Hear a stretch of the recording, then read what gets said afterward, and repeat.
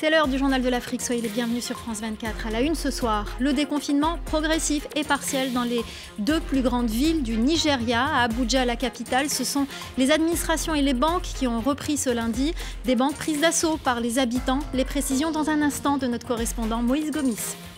Au Sénégal, le risque de contamination est élevé en ce mois de Ramadan. À Dakar, les boulangeries-pâtisseries sont prises d'assaut avant la rupture du jeûne. Les files d'attente sont interminables et la distanciation sociale est rarement respectée. On fera le point avec notre correspondant dans ce journal. Et puis l'hommage au monument de la musique kabyle. Le chanteur Idir nous a quittés ce week-end. Il a laissé derrière lui un immense trésor. Déclaration de son ami, le poète et chanteur Louni Seydman Guillet. On écoutera sa réaction émue à la fin de ce journal. Début du déconfinement au Nigeria, un déconfinement par étapes dans les deux plus grandes villes du pays, Lagos et Abuja, dans la capitale où se trouve justement notre correspondant Moïse Gomis. Moïse, ce sont d'abord les administrations et les banques qui ont donné le la à ce déconfinement aujourd'hui. Effectivement, les administrations, la Banque centrale, les ministères qui ont rouvert leurs portes aux cadres qui essentiellement ont repris le travail aujourd'hui. Mais le gros morceau, c'était les banques. On s'attendait à un rush et il est arrivé ce rush avec des queues énormes, avec des gens qui étaient impatients de rentrer, de pouvoir voir leurs banquiers et surtout des gens à Abuja qui ne s'attendaient pas à des mesures barrières où la plupart des banques qui étaient ouvertes aujourd'hui ont filtré les entrées. Certaines banques n'ont fait entrer que 2 personnes, d'autres ont été jusqu'à 5 personnes.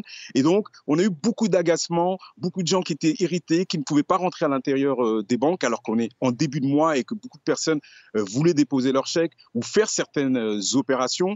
De manière générale, à Abuja, les habitants portent des masques, donc respectent la consigne qui avait été donnée de devoir porter des masques durant cette nouvelle période d'ouverture et de relâchement par rapport au confinement. Mais de manière générale aussi, on a remarqué que les habitants d'Abuja ont du mal avec la distanciation sociale et que maintenir les distances par rapport à autrui n'est pas encore un réflexe. Déconfinement, vous le dites Moïse, très partiel et progressif. Et on verra avec vous, on suivra les étapes de ce déconfinement. On verra si les habitants d'Abuja et de Lagos s'habituent et prennent les réflexes de cette distanciation sociale dont vous parlez. Un déconfinement également en Tunisie. Il avait été qualifié dans un premier temps de sexiste. Le gouvernement prévoyait au départ d'exclure du déconfinement les mères de familles d'enfants de moins de 15 ans. Mais les autorités ont dû faire machine arrière. En attendant, les retraités, eux, restent confinés. Le confinement très strict mis en place le 22 mars dernier va commencer à être levé très progressivement avec une reprise de l'activité à 50% des effectifs dans de nombreux secteurs non essentiels. Au Rwanda aussi, il est question de déconfinement et là-bas aussi, il est progressif. Il a démarré ce lundi.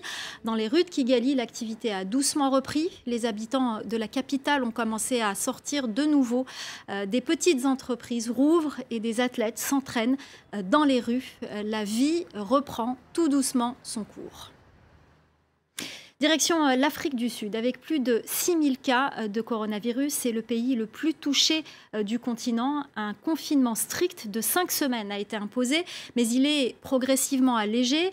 Certaines entreprises ont pu rouvrir, mais les règles sanitaires sont renforcées. Nicolas Germain.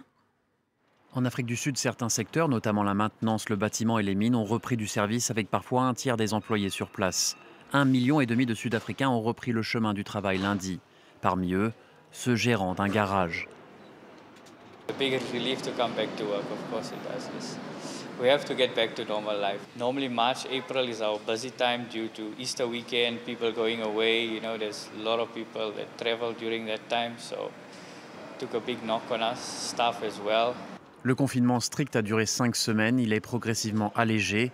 Ce magasin de peinture a fixé des règles rigoureuses. All staff that comes in, all staff that goes out of the store regularly, every hour they've got a sanitizer that they need to sanitize themselves. We don't allow anybody into the store, obviously, without sanitizing them, and we won't allow anybody in without a mask, you know, for the safety of them and obviously our staff. Lundi, on constatait de longues files d'attente de Sud-Africains réclamant des aides sociales. Le gouvernement l'a reconnu, le confinement a surtout été dur pour les plus pauvres qui vivent au jour le jour.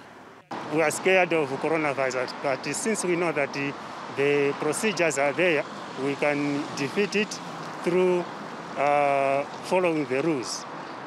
Parmi les nouvelles règles, les Sud-Africains peuvent reprendre le jogging, mais attention, il leur est interdit d'aller courir à plus de 5 km de chez eux. Direction le Sénégal. Depuis le début de la pandémie, seules les boulangeries sont autorisées à vendre du pain. Et en ce mois de Ramadan, elles sont prises d'assaut juste avant la rupture du jeûne. Les files d'attente y sont interminables, des rassemblements qui vont à l'opposé des mesures barrières contre le coronavirus au moment où le pays enregistre une recrudescence des cas. La correspondance d'Eliman Dao. Au Sénégal, le pain est incontournable pour la rupture du jeûne. Normalement, d'habitude, il est disponible dans les quartiers, dans tous les coins de rue. Mais depuis l'arrivée du coronavirus au Sénégal, les autorités ont décidé l'interdiction de la vente du pain dans les épiceries de quartier, ce qui a entraîné une ruée dans les boulangeries, très fréquentée, sans grand respect de la distanciation sociale. Au moment où le coronavirus gagne du terrain, le pays a dépassé il y a quelques jours la barre des 1000 cas. Les Sénégalais que nous avons rencontrés disent prendre leur disposition pendant que d'autres nous affirment qu'ils n'ont pas du tout le choix. Je vous propose de les écouter. Vous pouvez le constater vous-même, on essaie de faire de notre mieux. Les gens vraiment sont à équidistance d'1 mètre au minimum pour vraiment éviter la propagation du virus. Bon, et le reste, bof, on va le mettre sur les mains de Dieu. Il y a des risques, mais on n'a pas le choix. Il faut acheter du pain, il faut manger, donc on n'a pas le choix. Non. Il y a du pain à 15h, mais les gens ils aiment le pain chaud. Moi, je ne comprends pas en fait. Ils aiment le pain chaud, raison pour laquelle ils attendent jusqu'à ici. Mais il y a des risques, Pour limiter les rassemblements devant les boulangeries, le gouvernement du Sénégal a pris plusieurs décisions, notamment l'instauration d'une plateforme e-commerce pour permettre aux Sénégalais d'acheter du pain en ligne, mais également la mise en place de kiosques à pain dans les quartiers. Mais il faut l'avouer, pour le moment, ces mesures peinent à être efficaces. Le Premier ministre ivoirien et candidat désigné du parti d'Alassane Ouattara est en France pour des soins médicaux. Amadou Gon Coulibaly est arrivé à Paris samedi. Il a, dans le passé, subi une opération du cœur.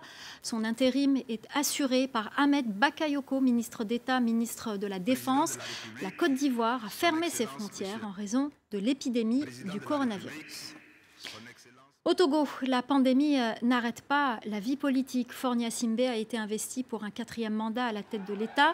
Une cérémonie en petit comité à cause du coronavirus. En raison de la fermeture des frontières, aucun chef d'État étranger n'a pu être présent. L'opposition continue, elle, de contester les résultats de cette élection. Direction le Maroc où, au mois de Ramadan, conjugué à la crise sanitaire liée au coronavirus, renforce la solidarité. De nombreuses associations ont décidé de venir en aide aux sans-abri, encore plus livrés à eux-mêmes en ce moment, notamment en raison du confinement et du couvre-feu. Reportage de nos correspondants Nina Kozlowski et Jean-Marie Lemaire. Comme tous les ans, l'association Al-Amal prépare sa distribution de colis pendant le mois du Ramadan. Cette année, avec le confinement, les conditions sont particulièrement difficiles pour les familles démunies. Le flux a été augmenté de 35% par rapport à l'année dernière, puisque ce confinement, il a augmenté les besoins des gens, puisqu'il n'y a plus de travail, il n'y a plus rien. Les bénévoles organisent la distribution dans les bidonvilles, les quartiers populaires et les zones rurales.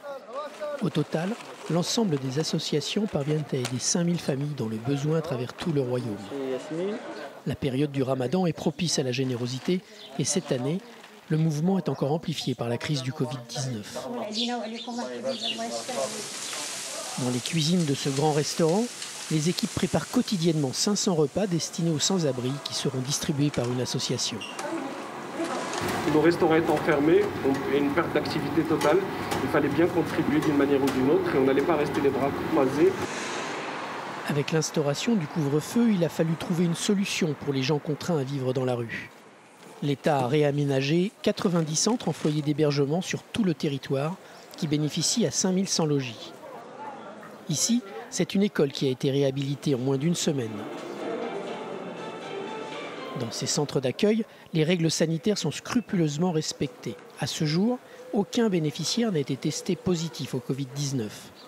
Les visiteurs extérieurs doivent prendre leurs précautions, car pour les sans-abri, ces centres sont leur lieu de confinement. Il y a un élan de solidarité qui s'est déclenché instantanément au milieu de cette crise. Il y a des avantages à tirer quand même. Il y a des centres d'hébergement provisoire qui sont en train de se modifier en centres permanents pour la réinsertion des gens dans la rue. Et c'est juste exemplaire. Que deviendront tous ces laissés pour compte après la crise? La société civile espère que l'ensemble des centres censés être temporaires resteront ouverts. Idir, le monument de la chanson kabyle, est décédé ce week-end des suites d'une longue maladie. Souvent qualifié de monstre de la chanson kabyle, il a laissé de nombreux fans orphelins. Au-delà de sa Kabylie natale ou de l'Algérie, Idir a bercé et a fait danser partout à travers le monde. Il a également fait pleurer par ses textes mélancoliques et biberonner plusieurs générations par sa revendication douce et déterminée de la culture berbère.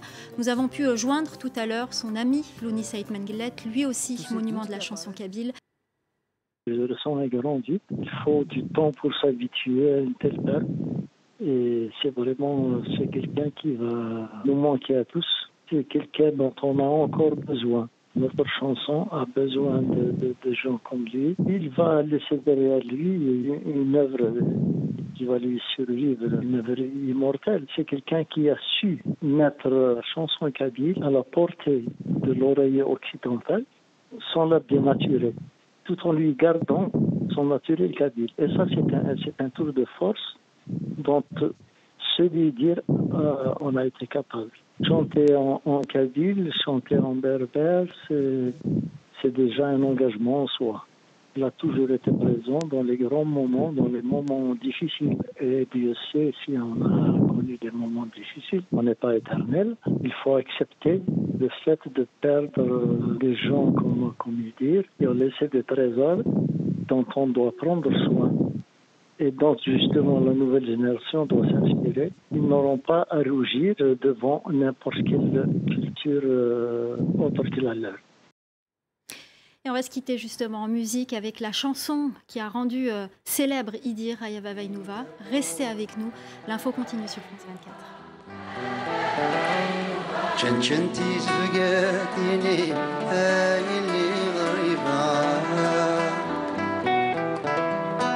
وقد الوحش الغابة